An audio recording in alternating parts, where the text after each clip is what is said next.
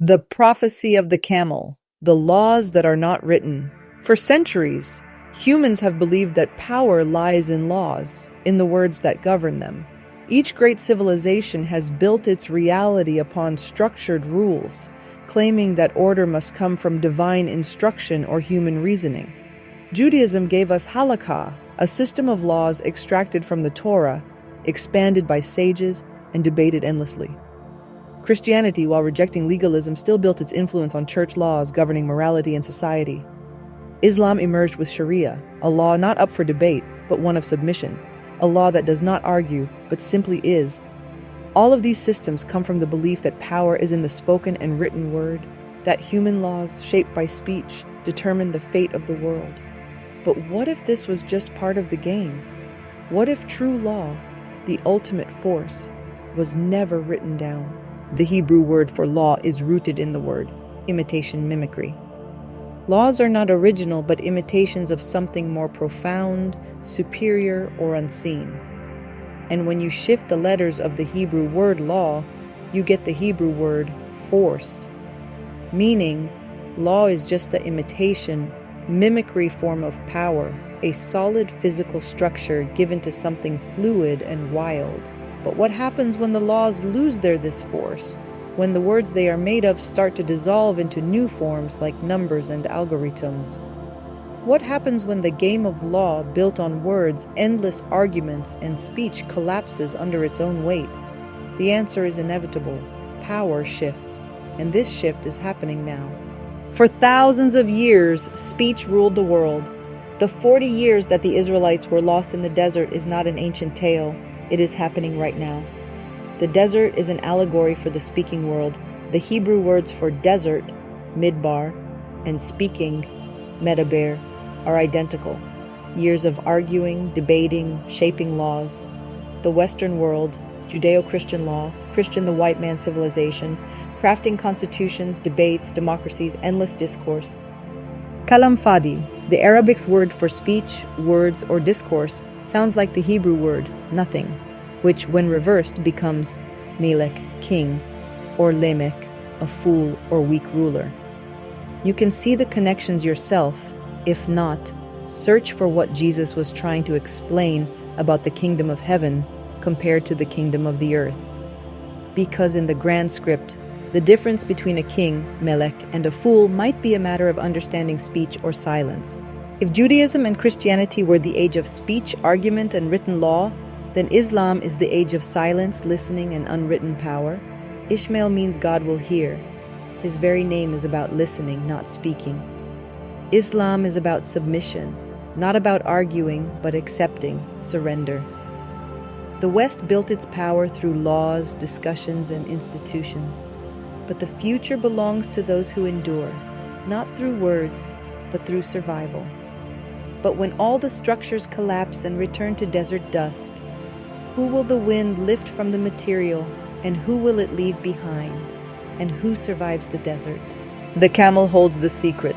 The camel survives in the midbar because it is gamel, weaned, detached, complete. To enter the next phase, one must be weaned off words, weaned off illusions of power. The camel does not argue.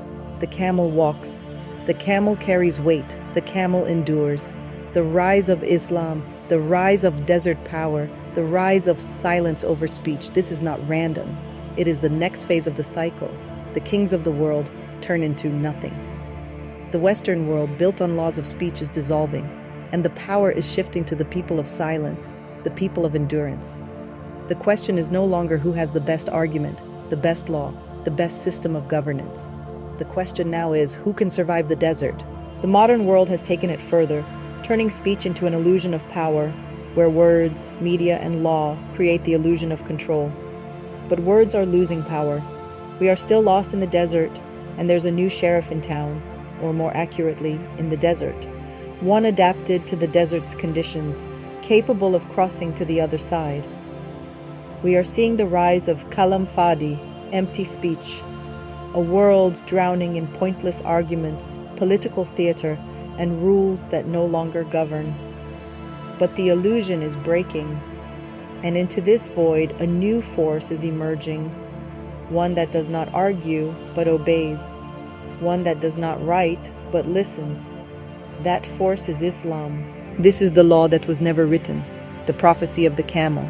This is how to be Gamul from the Midbar, and this is why the future belongs not to those who talk, but to those who walk. Christianity, like a netzer, a shoot, that sprouted from the same ancient tree, is slowly finding its way back to its roots. And in Hebrew, the word brother is more than just kinship, it also carries the root of fusion, mending, reunion. But in this story, there is another brother, the brother from the other mother. In the word Erev, Arab mixture, evening, which represents the Arab world, we also find the word Arev, to guarantee, to take responsibility for. Perhaps this is the real key, not just brotherhood, but responsibility. Not just sharing a father, but becoming Arev for one another. Taking responsibility, bridging the gaps, bringing it all back together. Because if Christianity is returning to its roots, and if Islam is rising as the new force of endurance, then maybe we are not at war, but at the final stage of reunion. Maybe the only thing left is to see it, play it, and laugh at how obvious it was all along. Even in the Hebrew words, to play and to laugh, you will find the word law hidden within them. Maybe this is the real power we hold in our hands. Maybe this is the only absolute law, to play and to laugh all the way through. Even in the desert, when it's hard to tell whether what we see on the horizon is real or just a mirage, when the source of water seems either close or impossibly far. The camel, the symbol of the desert shepherd, carries within its hump the very source of life. It preserves it, holding onto it until we find our way out. And by now, you probably won't be surprised to discover that the Hebrew word hump is a fusion of honey and the last letter of the Hebrew alphabet, Tav, the letter of Torah. Maybe the true law is not about controlling, restricting, or writing rules in stone. Maybe it is about learning how to play, laugh, and endure until the way forward reveals itself. But the story doesn't stop there. The Hebrew word Erev holds more than one mystery. It also contains the verb lurk in the dark, to enter into the unknown. It is the moment when the light fades and the crossing begins. It is the place where things mix, where the lines blur. When Aleph is replaced with Ayin, a profound shift occurs. Aleph represents the primordial laws, the blueprint that existed before the physical creation of the world. Ayin represents Sai, the way things appear in this physical reality. What was once hidden becomes visible form. What was once pure potential becomes manifestation. This is the shift from essence to perception, from unseen structure to the world as we experience it. And if you look at every major transition in history, the power always shifts at twilight, at Erev. We are now crossing the Midbar, desert. The world is leaving behind the era of laws and speech and moving towards something new, something not yet fully seen. The signs show us something unexpected. The power that is now breaking through is not masculine but feminine. This is the real secret of the Midbar. What looks like a barren wasteland is actually a womb, not a grave. Like a seed buried in the dark earth, like the camel's hump holding on to life. Something is growing. What if I told you that the word Arav, which means mixture, blending, evening, ambush, and Arab, also means groin? It sounds random at first, but once you decode the script, it becomes clear. This is not just a linguistic coincidence. It is a cosmic metaphor for power, transition, and hidden forces waiting to emerge. Arav, the meeting point of opposites. In Hebrew, the root carries multiple meanings. Erev, evening, the transition between day and night. Erbov, mixing, the merging of two things into one. Arev, responsibility, to be bound to something, to guarantee. Larev, to ambush, to hide and strike at the right moment. Each of these meanings hints at a place of blending, transition, and hidden power. And now we see that Arav is also connected to the groin. In Arabic, IRB refers to the loins or groin area, the very center of human reproduction and physical power. The Arabic word Arab means to be clear, fluent, expressive, but is also tied to movement, vitality, and survival. This suggests that in ancient thought, the Arab was more than just a geographical region. It was the core of strength, the generative force, the groin, the desert, and the power of the unseen. But how does this connect to the desert nomads, Arav, or to the idea of ambush, Larev? The groin is a hidden but vital power source. It is where life is generated. The desert nomads, Arav, are the ones who live in transition, never fully here nor there, blending cultures and waiting in the shadows. The evening, Erev, is when one reality fades into another, and the word Larev, to ambush, reveals that true power is often hidden, waiting for the right moment to strike. This explains why the Arab nations have always carried the force of raw, untamed strength. Because Arav is not just mixture, but the very core of generative power, the promised land, the human body, and the cosmic joke. The promised land itself was always a land of Arav, a place of blending, tension, and hidden forces waiting to be revealed. And now we see that even the human body carries the same script. The groin, the place of creation, is the ultimate Arav, where two forces merge, where new life begins. Maybe this is why so many battles, physical, spiritual, and political, are fought over this land, this people, this name. Because Arav is the place where power is not taken, but generated, where things do not exist separately, but flow into one another. And like everything else, it was hiding in plain sight, in the letters, in the words, in the body itself. Final thought, Arav as the universal law of flow. When power flows naturally, it is Zav, abundant, fertile. When power is seized forcefully, it becomes Baz, despised, plundered. Cain tried to seize the land and was cursed to wander. The Israelites had to earn the land by learning how to live with it, not conquer it. And the final test of humanity might just be this. Can we finally stop taking by force and start flowing with what is already there? The desert nomads, the evening sky, the transition, the blending, the generative power, they were all telling us the same story. The hardest part of making these videos is knowing when to stop, when to end them. And what can I say beyond words? The connections are truly infinite, of language and creation, and in every language, you can find a path that leads back to the roots of Hebrew words. Over the years, this realization has turned me into a believer. Not in the religious sense, but in the undeniable truth of a root, of an origin. I don't believe creation began with Hebrew, but I do believe that it was preserved within it. This force, which today appears as the Muslim world and the Arab nations, once existed in other regions, among different continents, peoples, and languages. And even now, we are still on the way. Like the camel that cannot see its own hump, so too we move forward, blind to the full picture, only understanding in hindsight, if at all. One last connection before I leave you where I come from, Israel, the Jewish world. I grew up hearing the claim that Arab mothers have no problem sacrificing their children, that they are the wombs of humanity, giving birth without limit, without hesitation. For every shahid, a replacement or two is born. On a personal human level, these statements are harsh and frustrating, but like everything else, they contain a fragment of truth. Because in the deepest layers, the words tell the real story. The Hebrew word for womb is also mercy, and the word tomorrow, and the word boycott, confiscate, ban, condemn, and clay and matter. And within all of them, you will always find the word ruah, spirit. The story of spirit and matter are woven together like a tapestry. The same word that describes the biological force of creation also describes compassion, selflessness, and sacrifice. Is it the one who calls upon God to hear him, or the one whose name means God hears?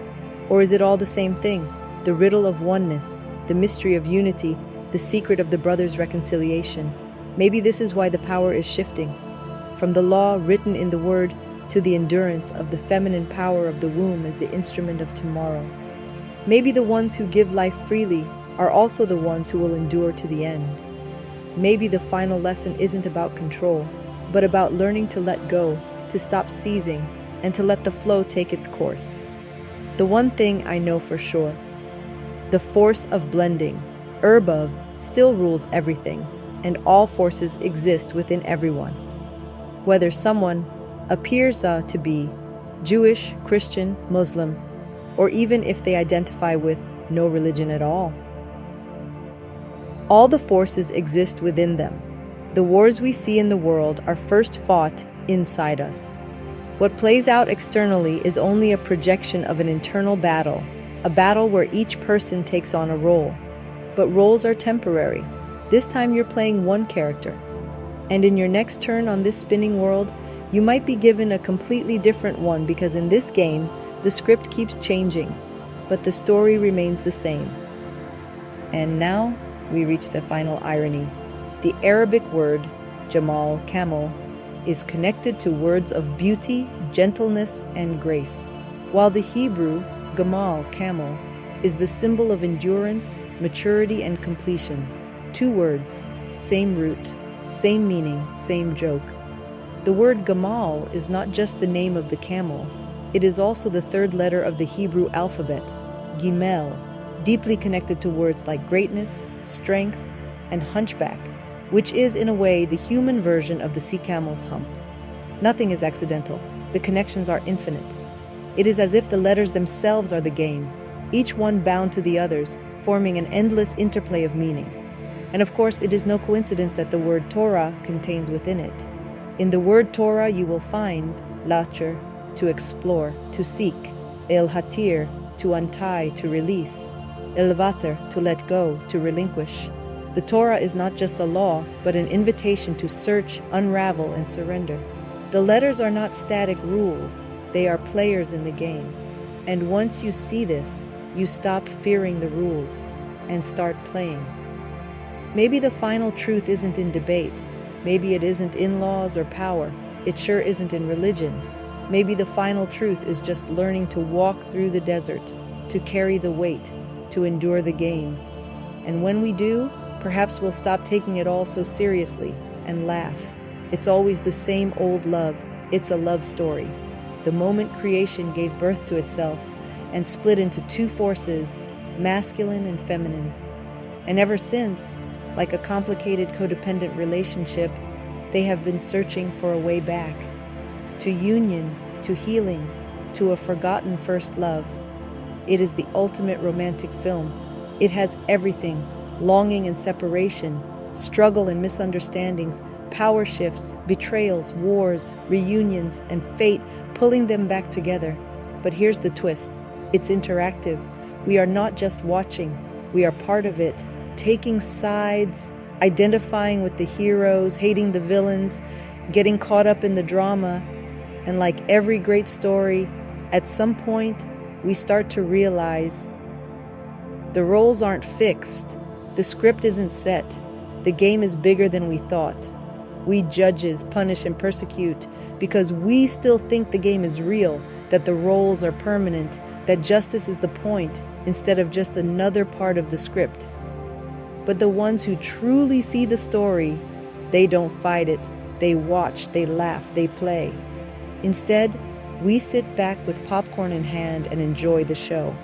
Because in the end, maybe the real secret isn't who wins, but who wakes up and sees the story for what it is.